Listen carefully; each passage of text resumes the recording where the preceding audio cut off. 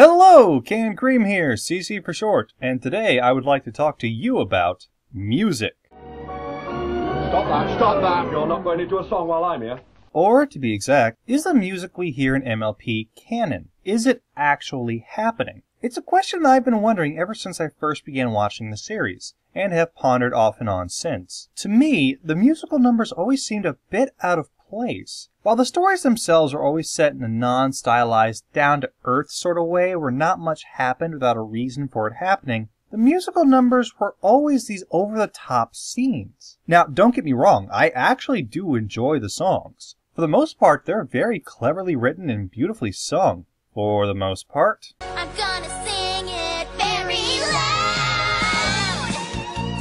loud! Oh, sweet Celestia, it's like glass in my ears. Anyway, what always had me stumped was that while the music was almost never referenced throughout the story, the events that took place during them were. For example, while singing Art of the Dress, Rarity is clearly putting together the gala dresses, as they begin as just concepts and by the end are completed pieces. If the music had just been entertaining filler, there wouldn't be any dresses to show. We'd be right back where we started. So obviously these events did happen. But if that's the case, then why does no pony bat an eye when a choreographed song and dance breaks out around them? Heck, half the time they happily join in, singing along to words they couldn't possibly know with ponies they may have never seen before. So how are these things happening? How are groups of ponies, often strangers, singing and dancing along to these massively stylized productions in perfect harmony and choreography without ever mentioning it before or after? Is this event just so normal in pony life that no one cares anymore?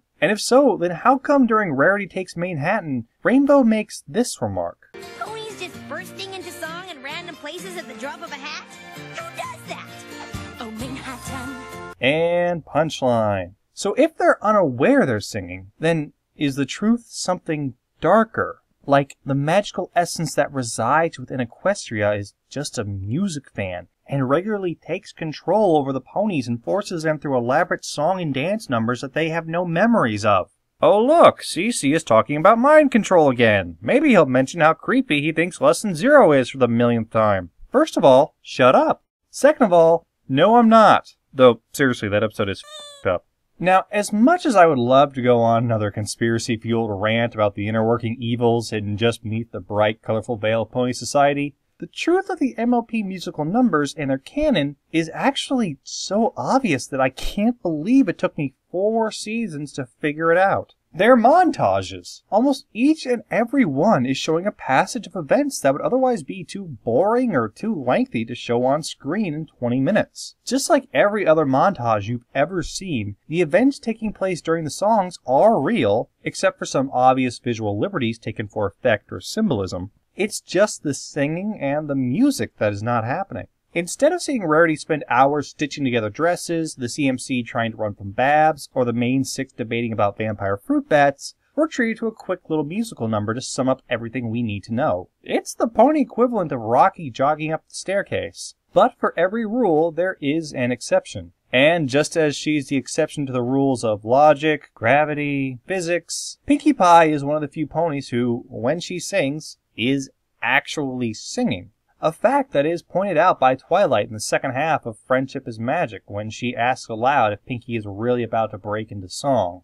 Tell me she's not. The darkness and the shadows, they would always make me frown. She is. Have you ever noticed how Pinkie's songs differ so much from the ones sung by her friends? Not only are they notoriously short, despite being one of the most bombastic of the 6, the visuals during her musical numbers are rather low-key. Almost to the point of not being there at all. And the time span depicted during them tends to only be a few seconds in length to a minute or two at most. That's because these events are actually happening, and because they're not montages, the universal rules set up for what is and is not acceptable within this canon universe apply, even if they are stilted towards Pinkie's unique fourth wall leaning abilities. Except for those done in Pinkie Pride, and A Friend Indeed. Many of those were montages as well. So that makes them the exception to the exception, which makes them the rule?